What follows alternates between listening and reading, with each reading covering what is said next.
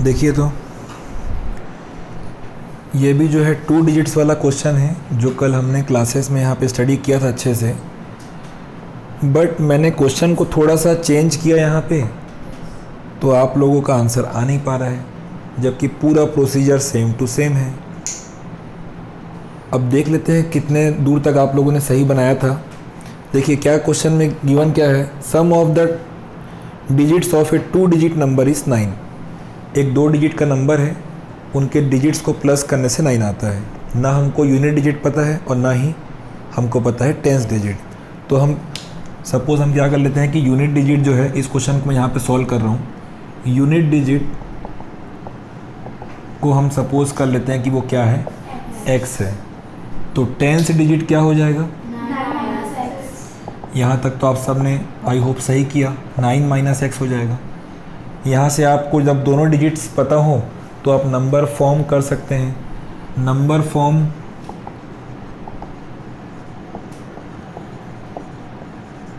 करने के लिए फॉर्मूला क्या है,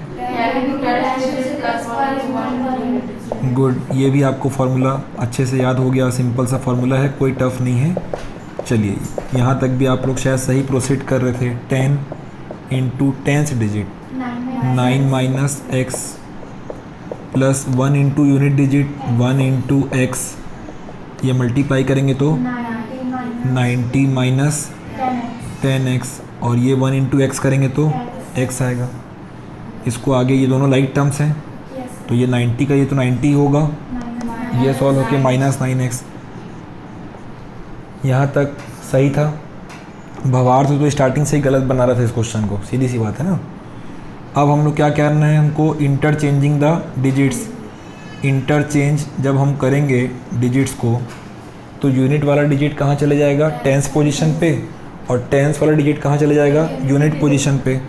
तो इस बार जो यूनिट डिजिट होगा स्टूडेंट्स, वो होगा 9 - x, और जो टेंस डिजिट होगा वो क्या होगा, इस बार x होगा। ऐसा करने से एक नया रिजल्टिंग नंबर आपको मिलेगा, न्यू नंबर भी बोल सकते हो उसको आप, या रिजल्टिंग नंबर। नंबर बनाने का फॉर्मूला सेम है, 10 into tens digit plus 1 into unit digit. तो इस बार टेंस डिजिट क्या है, x है, और यूनिट डिजिट क्या है, 9 - x है। तो ये 10x ही आएगा, और 9 - x का मल्टीप्लाई 1 से होगा तो 9 - x ही आएगा। ये दोनों लाइक टर्म्स हैं, सॉल्व होंगे। 10x में से 1x गया तो 9x, और बगल में ये प्लस 9। यहाँ तक की स्टोरी तो सेम टू सेम, यहाँ तक भी सही गए होंगे आप लोग, ठीक है, यहाँ तक भी सही था सब। आगे का मैं यहाँ पे सॉल्व कर रहा हूँ, देखेंगे क्या बोलता है कि जब हम ऐसा करते हैं, जब हम डिजिट्स को इंटरचेंज करते हैं, तो जो रिजल्टिंग नंबर है, ये रिजल्टिंग नंबर है, इज़ ग्रेटर, ये नंबर बड़ा है, ज़्यादा है, देन द ओरिजिनल नंबर, किससे ज़्यादा है, ओरिजिनल नंबर से, बाय 9, और कितना ज़्यादा है, 9। ये जो नंबर है वो इससे 9 बड़ा है, या हम ये बोलें कि इन दोनों के बीच का डिफरेंस 9 होगा, और बड़ा नंबर तो ये है, तो इसमें से क्या करेंगे, इसको माइनस करेंगे। अब मैं तो सिर्फ अभी उन्नति की कॉपी देखा था प्रॉपरली, बाकी लोग बोले कि थोड़ा सा अटक रहे, नहीं बन पाया। उन्नति यहाँ तक सही गई थी, शायद बाकी लोग भी सही गए थे यहाँ तक। इनके बीच का डिफरेंस 9 है, तो इसमें से क्या करेंगे, इसको माइनस। जब इसमें से इसको जब माइनस करेंगे तो ये क्या सिंगल टर्म है क्या, नहीं, इसमें कितने टर्म्स हैं, तो वो जो माइनस साइन है वो इन दोनों में क्या करेगा, इफेक्ट डालेगा। तो जब दोनों में इफेक्ट डालेगा तो हमको, मैं बताया क्या हूँ कि ब्रैकेट लगा लिया करो ताकि गलती होने के चांस ना रहें, क्योंकि आप जल्दबाजी में क्या करेंगे स्टूडेंट्स कि आप सिर्फ 90 के सामने माइनस का इफेक्ट डालेंगे और ये -9x छूट जाएगा, वही गलती हुई है आपसे। अब अकॉर्डिंग टू क्वेश्चन यही था कि दोनों नंबर्स के बीच का डिफरेंस 9 है, तो ये रहा हमारा resulting number minus original number क्या है, तो उसको आप किस में लिखेंगे, ब्रैकेट में, क्योंकि अगर आप ब्रैकेट नहीं लगाएंगे तो आप सिर्फ 90 को माइनस करेंगे, इस माइनस का इसके ऊपर कोई इफेक्ट आपको नहीं दिख पाएगा। इसलिए मैं इन चीज़ों को थोड़ा सा बार बार ज़्यादा जोर दे के बताता हूँ कि सब्ट्रैक्ट जब करना हो तो ब्रैकेट में लिख लो, अगर एक ही टर्म हो तो भले मत लिखो, 2-3 टर्म्स है तो आप माइनस लगा के ब्रैकेट में लिख लो, ठीक है। अब इनके बीच का डिफरेंस कितना है, अब कोई गलती नहीं होगी, देख लेते हैं। ये रहा 9x प्लस 9, ब्रैकेट के बाहर माइनस है तो साइन चेंज होंगे, ये प्लस 90 था तो क्या होगा माइनस 90, ये माइनस 9x है तो क्या होगा plus 9x equals to 9। 9x plus 9x कितना हो गया, ये 18x हो गया। इसको सॉल्व करेंगे तो माइनस 81 आएगा इक्वल्स टू 9। अब माइनस 81 वहाँ जाके शिफ्ट होगा तो क्या होगा प्लस 81, तो 9 प्लस 81 करेंगे तो कितना हो जाएगा 90 हो जाएगा। अब कौन जाके शिफ्ट होगा 18 वहाँ जाके क्या होगा डिवाइड, 18 1 जा 18, 18 5 जा 90, x की वैल्यू कितनी आ गई, मतलब जो यूनिट डिजिट है वो कितना है 5। अब यहाँ पे जब 5 पुट करेंगे तो 9 माइनस 5, तो ये कितना आएगा 4। तो यूनिट डिजिट में क्या है 5 और टेंस डिजिट में क्या है 4, मतलब वो जो हमारा नंबर है वो 45 है। देख लो, चेक भी कर लेते हैं, इन दोनों का सम 9 आ रहा है कि नहीं आ रहा है, डिजिट्स का आ रहा है। और इसको जब इंटरचेंज करेंगे तो क्या नंबर बनेगा 54 बनेगा। और देख लो जो रिजल्टिंग नंबर है इंटरचेंज करने के बाद वो ओरिजिनल नंबर से 9 बड़ा है, मतलब इन दोनों के बीच 9 का ही डिफरेंस है। तो ये छोटी सी गलती जो है पूरा आप लोगों को गड़बड़ कर देगी, है ना। तो जितने भी व्यूअर्स हैं अभी वीडियो पे, उनके लिए मैं बताना चाह रहा हूँ कि क्लास 8 के CBSE के मैथ्स के डेली वीडियो अपलोड्स हो रहे हैं, तो आप इसको ज़्यादा से ज़्यादा लोगों तक शेयर करें, क्योंकि हम लोग रेगुलर क्लास के जितने भी वीडियोस हैं वो अपलोड आप लोगों के लिए कर रहे हैं। तो ये क्वेश्चन आप लोग के लिए स्टूडेंट्स है ना, ये ऐसा बनना था। चलिए 2.4 का क्वेश्चन नंबर 6 देखते हैं student. There is a narrow rectangular plot, कैसा प्लॉट है रेक्टेंगुलर प्लॉट है।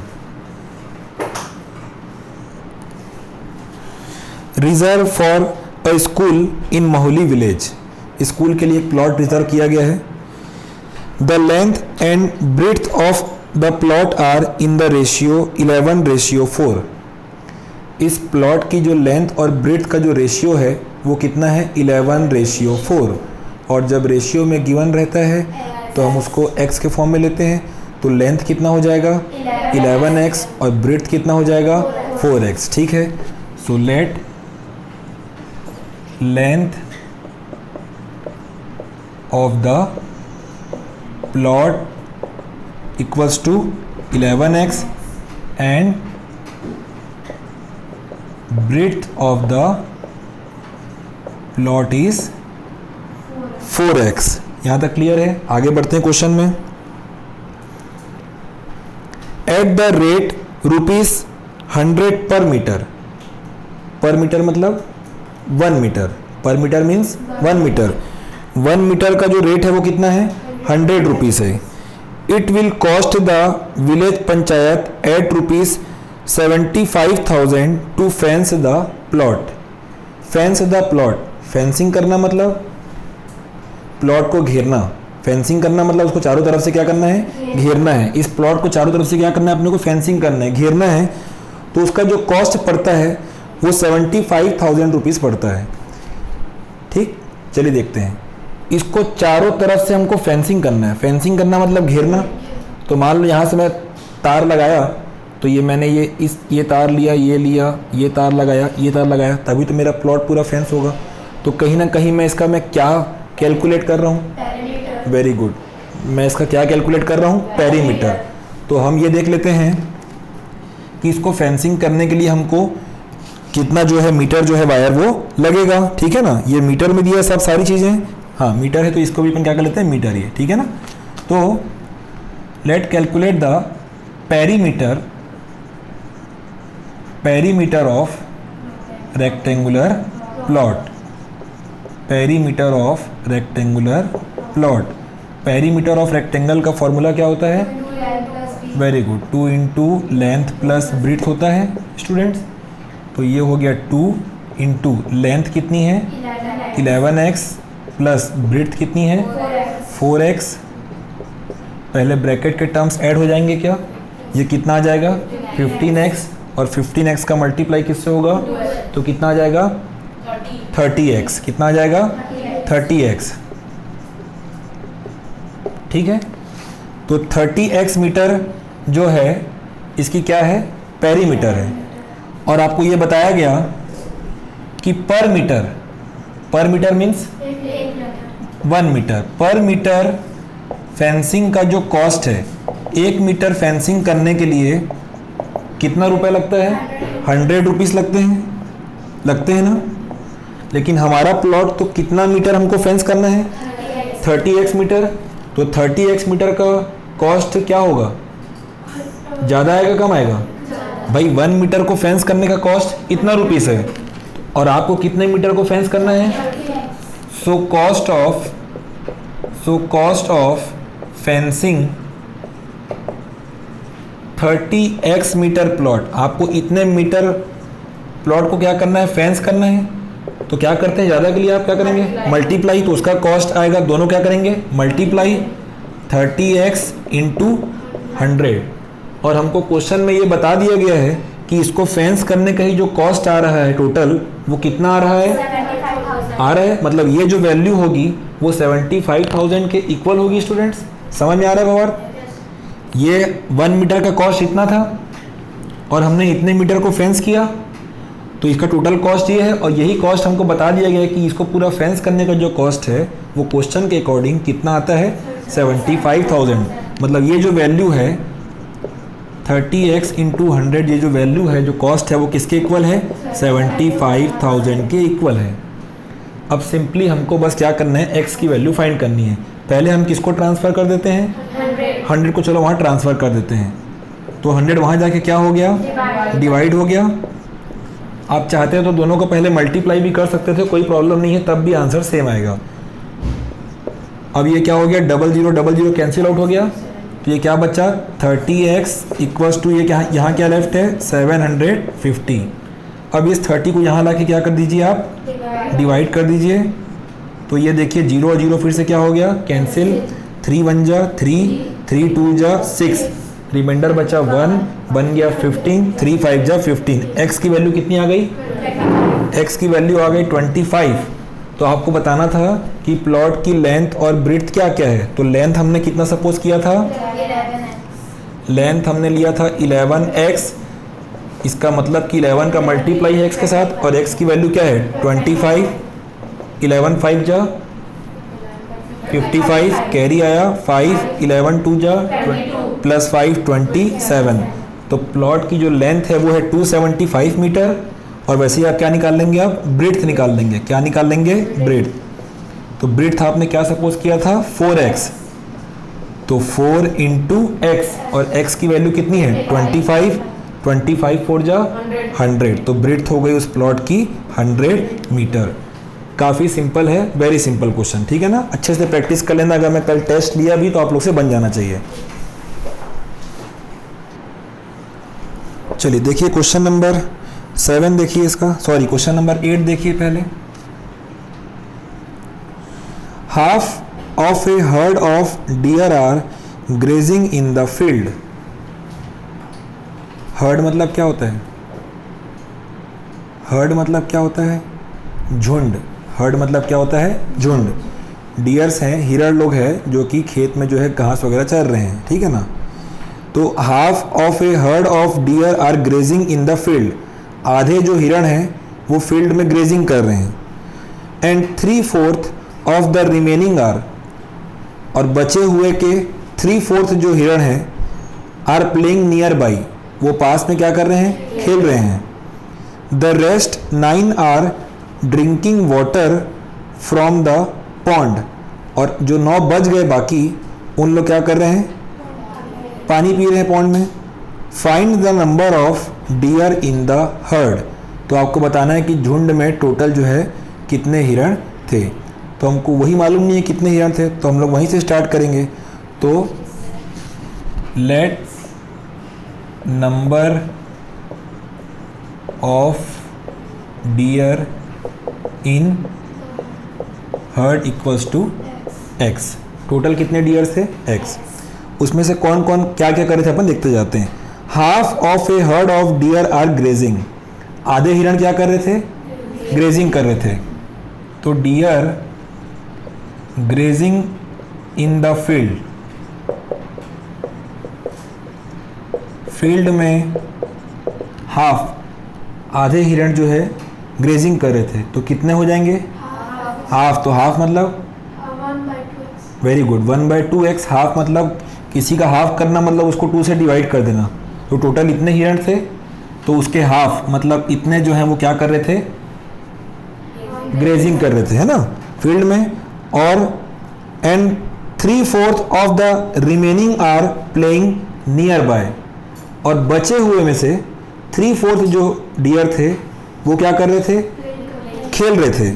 तो देख लेते हैं, डियर, वो डियर जो प्लेइंग नियर बाय, जो खेल रहे थे, कितने डियर खेल रहे थे? 3/4 ऑफ द रिमेनिंग, देखो ध्यान से पढ़ो क्वेश्चन को, 3/4 ऑफ द रिमेनिंग आर, बचे हुए के 3/4, तो टोटल कितने थे? एक्स थे, उसमें से इतने तो क्या कर रहे थे? ग्रेजिंग कर रहे थे। तो इसको क्या करेंगे? अरे माइनस करेंगे। टोटल इतने थे, उसमें से इतने लोग तो घास चर रहे थे, ग्रेजिंग कर रहे थे, तो इतने लोग तो क्या हो गए? माइनस। तो ये जब इसमें से जब इसको माइनस करोगे तभी तो पता चलेगा कि कितने बचे, और बचे हुए के 3/4 लोग, रिमेनिंग डियर्स का 3/4 जो डियर थे वो क्या कर रहे थे? खेल रहे थे। बात क्लियर हुई? समझ में आया? ठीक है, इसको थोड़ा सा और सिंप्लीफाई कर लेते हैं। ये हो गया 3/4। इसको कैसे सॉल्व करना है? एलसीएम लेके। इसके अपॉन में कुछ नहीं मतलब 1 है। वैसे अगर आप सिंपल देखें, x थे, उसमें से हाफ चले गए तो बचे हाफ ही, मतलब इसको सॉल्व करोगे तो x/2 आएगा, आएगा ना? कितना आएगा? और चाहो तो आप एलसीएम लेके भी कर लोगे तब भी कितना आएगा? x/2। यहाँ पे कौन सा साइन है? मल्टीप्लाई। इसको सॉल्व करने से कितना आ गया? x/2। इसको अब कुछ कैंसिल तो हो नहीं सकता, ऊपर ऊपर मल्टीप्लाई और नीचे नीचे मल्टीप्लाई, तो ये ऊपर कितना आ जाएगा? 3x, और ये 4 2 जा 8। एंड अब लास्ट में क्या बोलता है? द रेस्ट 9 आर, और जो 9 बच गए वो क्या कर रहे थे? पानी पी रहे थे। तो देखते हैं स्टूडेंट्स, टोटल इतने डियर थे, उसमें से इतने लोग तो ग्रेजिंग कर रहे थे, और इतने लोग क्या कर रहे थे? खेल रहे थे। तो अगर टोटल में से ये वाले डियर्स को और ये वाले डियर्स को माइनस कर दिया जाए तभी तो बचे वाले डियर्स हमको पता चलेंगे। और बचे डियर्स के नंबर कितने हैं? 9। मतलब अगर हम इसमें टोटल में से इन दोनों टाइप के डियर्स को माइनस कर दें तो हमको इक्वल्स टू क्या मिलेगा? 9। समझ में आ रही बात? ठीक है, वेरी गुड, यही समझना बस इम्पोर्टेंट था। So according to question, according to question अब काफ़ी सिंपल हो जाएगा, देखते जाइए बस आप। तो ये थे हमारे टोटल डियर, इसमें से इतने लोग फील्ड में ग्रेजिंग कर रहे थे, और रिमेनिंग के 3/4 लोग खेल रहे थे, प्लेइंग कर रहे थे। तो वो कितने लोग, कितने डियर्स हैं? 3x/8। ये भी माइनस हो जाएंगे, टोटल में से ही दोनों माइनस हो जाएंगे।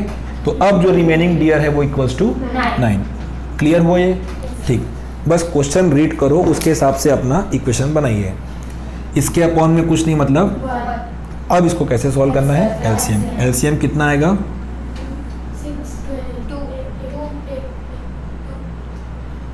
बोलो आयशु। 8 तो आएगा। कितना आएगा? 8 आएगा। कॉन्फिडेंस रखो ना, जब पता है कि हाँ आएगा तो कॉन्फिडेंस से बोलो 8 आएगा, क्योंकि 8 तीनों से डिवाइड हो सकता है। 8 को डिवाइड करेंगे 1 से तो 8 ही आएगा, और 8 का मल्टीप्लाई x से करेंगे तो 8x, बीच में माइनस है, माइनस लगाइए। डिवाइड करेंगे तो 4 और 4x आ जाएगा, डिवाइड करेंगे तो 1 और ये कितना आ जाएगा? 3x equals to 9। 8x में से 4x माइनस करेंगे तो 4x में से 3x माइनस करेंगे तो x आ जाएगा। x/8 equals to 9। ये 8 यहाँ क्या है? वहाँ जाके मल्टीप्लाई हो जाएगा। x इक्वल्स टू 9 इंटू 8 कितना आ गया? मतलब स्टार्टिंग में टोटल जो डियर थे हर्ड में वो कितने थे?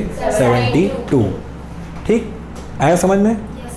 देखो 72 के हाफ लोग चले गए थे ग्रेजिंग करने के लिए, तो 72 का हाफ होता है 36। कितना होता है? 36 चले गए ग्रेजिंग करने। ठीक है, अब 72 में से 36 चले गए, 36 कहाँ चले गए? ग्रेजिंग के लिए चले गए। अब बचे वाले के, अब बचे कितने? 72 में 36 चले गए, अब बचे 36 ही, और 36 का रिमेनिंग का 3/4 कहाँ चले गए? खेलने। तो रिमेनिंग कितने थे? 36, और उसका निकालेंगे 3/4। 4 1 जा 4, 4 9 जा 36, 9 3 जा 27। इतने लोग कहाँ चले गए? खेलने चले गए। टोटल 72 थे। इसको और इसको माइनस कर दो तो बचेंगे 9, बचेंगे 9 हिरण ही। तो 9 हिरण लोग ही जो है पानी पी रहे थे। ठीक, हमारा आंसर बिल्कुल सही है। चलिए क्वेश्चन नंबर 7। क्वेश्चन नंबर 7 देखते हैं क्या बोलता है। क्वेश्चन नंबर 7 में, हसन बायस 2 kind of cloth materials for school uniform. School uniform के लिए 2 टाइप्स के वो क्लॉथ खरीदता है। Shirt material that cost him ₹50 पर मीटर। पर मीटर मतलब 1 मीटर जो शर्ट का जो कपड़ा है वो कितने का आता है? 50 रुपीज़ का आता है। लिख लेते हैं उसको। शर्ट मटेरियल का जो कॉस्ट है वो ₹50 है पर मीटर। 1 मीटर जो क्लॉथ है वो कितने का आता है? 50 रुपीज़ का। एंड ट्राउज़र मटेरियल, और ट्राउज़र का जो कपड़ा है वो कितने का आता है? 90 रुपीज़ पर मीटर।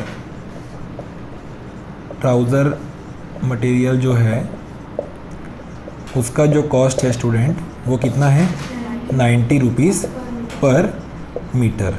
ठीक है, ये डाटा हमारे पास दिया है। आगे देखते हैं।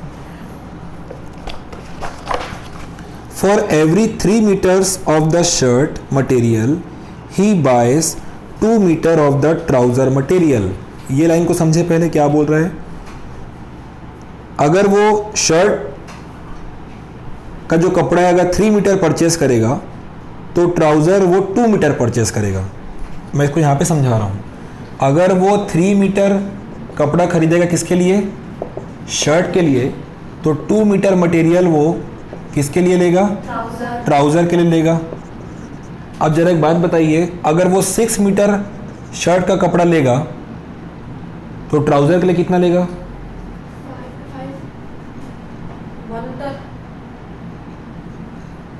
अरे यार, जब वो 3 मीटर शर्ट परचेस करता है तो वो 2 मीटर ट्राउज़र परचेस करता है। तो अगर वो 6 मीटर अगर वो शर्ट ले रहा है, वेरी गुड, तो वो क्या लेगा? 4 मीटर ट्राउज़र लेगा। बाकी लोग भी सोचें, सही बात है कि नहीं है? अगर वो 9 मीटर अगर वो शर्ट लेता तो वो कितना मीटर वो ट्राउज़र लेता?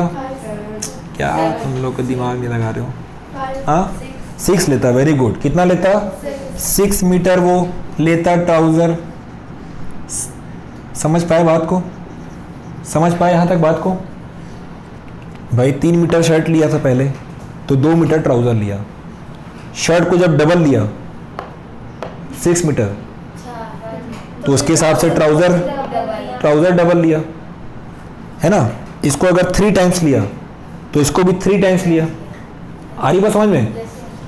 समझ में आ रही बात?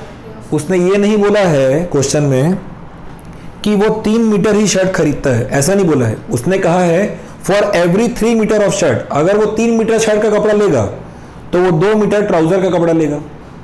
लेकिन वो कितनी शर्ट लिया ये हमको पता नहीं है। लेकिन एक चीज़ श्योर है कि जितनी भी वो शर्ट्स ले रहा है वो 3 के मल्टीपल के फॉर्म में है, और जितनी भी वो ट्राउज़र्स ले रहा है वो 2 के मल्टीपल के फॉर्म्स में है। तो हम शर्ट के क्लॉथ को मानेंगे 3x, क्योंकि हमको पता तो नहीं है वो कितना मल्टीपल है, और ट्राउज़र जो कपड़ा वो ले रहा है उसको हम मानेंगे कि 2x, क्योंकि यहाँ पे 3x और 2x, x की वैल्यू आप पुट करते जाइए आपको पता चलते जाएगा। x की वैल्यू आप 1 रखेंगे तो यहाँ पे आएगा 3 और ये आएगा 2। x की वैल्यू 2 रखेंगे तो ये आएगा 6, ये आएगा 4। तो 6 मीटर जब वो शर्ट लेगा तब वो 4 मीटर ट्राउज़र लेगा। आ रही बात समझ में?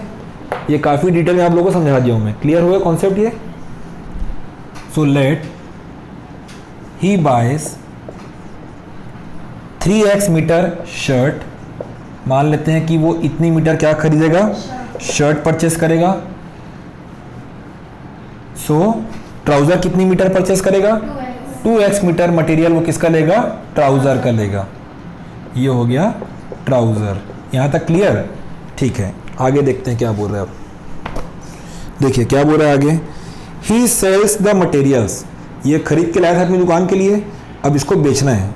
ही sells the material at 12% and 10% profit respectively.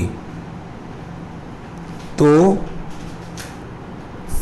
पहले किसका जिक्र हुआ है क्वेश्चन में, for every 3 metre of the shirt, तो पहले शर्ट की बात हो रही है, उसके बाद ट्राउज़र की बात हो रही है। तो 12% जो प्रॉफिट हो रहा है वो उसको शर्ट पे हो रहा है, और बाद में 10% है, और बाद में ट्राउज़र के बारे में मेंशन है क्वेश्चन में। तो 10% प्रॉफिट में वो क्या बेच रहा है, ट्राउज़र बेच रहा है। जब वो ऐसा प्रॉफिट में जब बेचता है, his total sale is 36,600, total उसकी सेल होती है 36,600। तो देखिए स्टूडेंट्स, पहले अपन नॉर्मल कैलकुलेशन कर लेते हैं। 1 मीटर शर्ट का जो मटेरियल है वो कितने में आता है, और उसने कितनी शर्ट खरीदी है, 3x मीटर उसने शर्ट खरीदी है। तो 3x मीटर शर्ट का कॉस्ट उसको कितना पड़ेगा, कैसे क्या करोगे, वेरी गुड, 1 मीटर उसको इतने में पड़ी शर्ट, और उसने इतनी मीटर शर्ट खरीदी, तो ज़्यादा खरीदी तो उसको क्या करोगे, मल्टीप्लाई करोगे, राइट ना। सो कॉस्ट प्राइस, खरीदा ये खरीद के लाया है, मतलब क्या है ये, कॉस्ट प्राइस है। So cost price of 3x metre shirt, 1 metre shirt को वो कितने में परचेस करता था, 50 रुपीज़ में। तो वो कितनी मीटर शर्ट खरीदा, 3x, तो क्या करोगे, 3x से मल्टीप्लाई करोगे। थोड़ा सा लेंदी क्वेश्चन है, लेकिन मैं इसलिए इसको डिटेल में समझा रहा हूँ ताकि आपके समझ में आए, ठीक है ना। तो ये कितना आ जाएगा, मल्टीप्लाई करेंगे तो 150x आ जाएगा स्टूडेंट।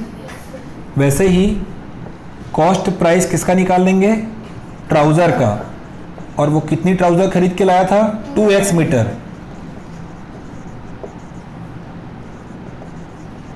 और 1 मीटर ट्राउज़र कितने की आती है, 90 रुपीज़ की आती है, और वो कितनी मीटर ट्राउज़र परचेस किया है, 2x, तो मल्टीप्लाई कर दोगे तो इतने रुपीज़ की तो वो क्या लेके आया, ट्राउज़र लेके आया।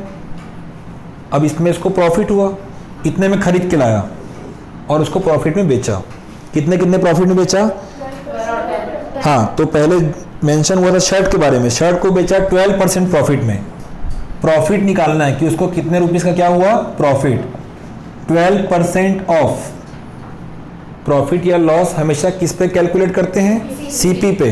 तो उसको प्रॉफिट हुआ 12% का ऑफ सीपी, तो 12% ऑफ यानी मल्टीप्लाई, और सीपी 12% शर्ट पे हुआ, तो शर्ट कितने में खरीद के लाया था वो, यही सीपी है उसका शर्ट का, यही कॉस्ट प्राइस है 150x। परसेंट को हटाएंगे तो डिनोमिनेटर में आ जाएगा 100 इंटू 150x।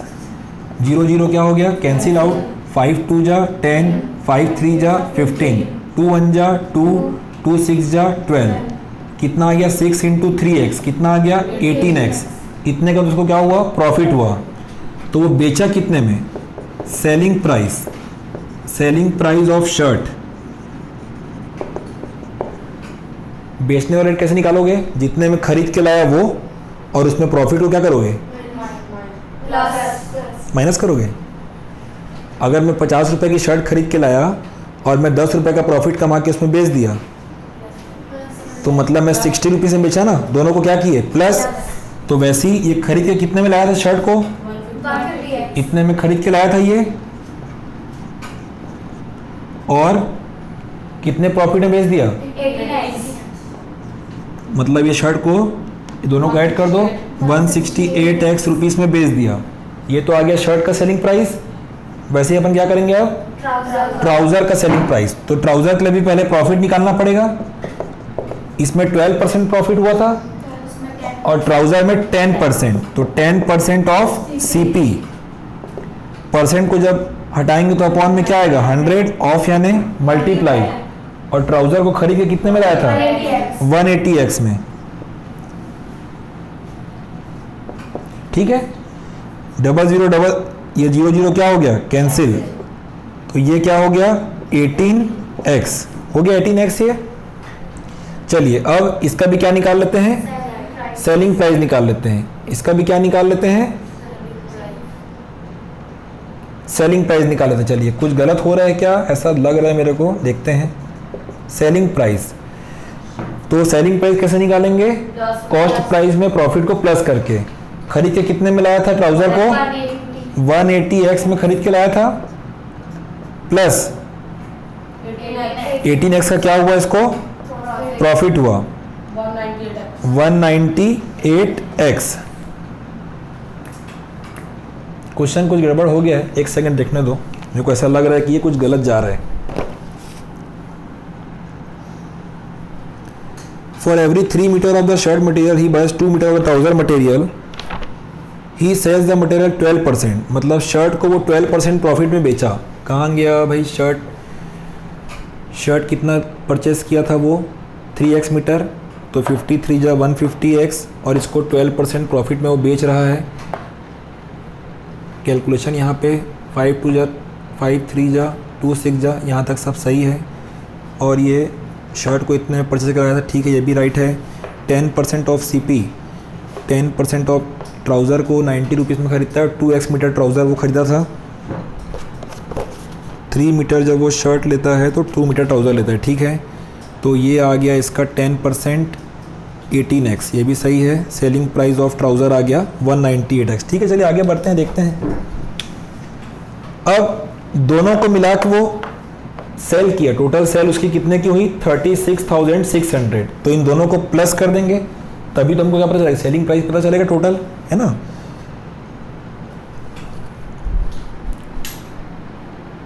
चलिए देखिए, तो इतने रुपीस में वो क्या किया, टोटल शर्ट को बेचा, और इतने रुपीस में क्या किया, टोटल वो ट्राउजर्स को बेचा, और उसकी टोटल सेल दिया है। तो दोनों को प्लस करेंगे तभी तो क्या होगी, इसकी टोटल सेलिंग पता चलेगी। तो जगह यहाँ पे हो जाएगी, नहीं हो पाएगी, नहीं आ पाएगा इसमें। इतने को नोट करो, आगे बताते हैं फिर। देखिए, तो उसकी टोटल सेल कितनी थी, 36,600 रुपीज़। तो इतने रुपीस में उसने शर्ट को सेल किया, और इतने रुपीस में उसने ट्राउज़र को सेल किया। दोनों की सेलिंग प्लस कर देंगे तो उसकी टोटल सेल आ जाएगी। तो टोटल सेल जो आपको क्वेश्चन में गिवन है student, that is equal to 36,600। Total sale मतलब शर्ट और ट्राउज़र दोनों की सेल। तो शर्ट को उसने सेल किया था 168x रुपीज़ में, और ट्राउज़र को उसने सेल किया 198x रुपीज़ में, इक्वल्स टू 36600। दोनों को ऐड करते हैं, 8 + 8 16, ये भी आ जाएगा 366x इक्वल्स टू 36600। यहाँ से आप x की वैल्यू फाइंड कर सकते हैं, 36600, ये मल्टीप्लाई था वहाँ, यहाँ के क्या हो जाएगा, डिवाइड। काफ़ी सिंपल, यहाँ से सॉरी, ये डायरेक्ट 1 जा, और ये 1 जा, और ये 00 आ जाएगा। तो x की वैल्यू कितनी आ गई, 100। लास्ट में क्वेश्चन लिखा हुआ है कि how much trouser material did he buy, तो उसने ट्राउज़र कितनी खरीदी थी। तो ट्राउज़र आपने सपोज किया था ना कि उसने ट्राउज़र खरीदी थी 2x मीटर। ट्राउज़र उसने कितनी खरीदी थी, 2x मीटर, और आपके पास x की वैल्यू आ चुकी है, 2 × x की वैल्यू क्या है, 100। मतलब उसने 200 मीटर उसने मटेरियल खरीदा था ट्राउज़र के लिए, ठीक है। तो ये एक्सरसाइज कंप्लीटली आपकी अब फिनिश हो गई, ठीक है।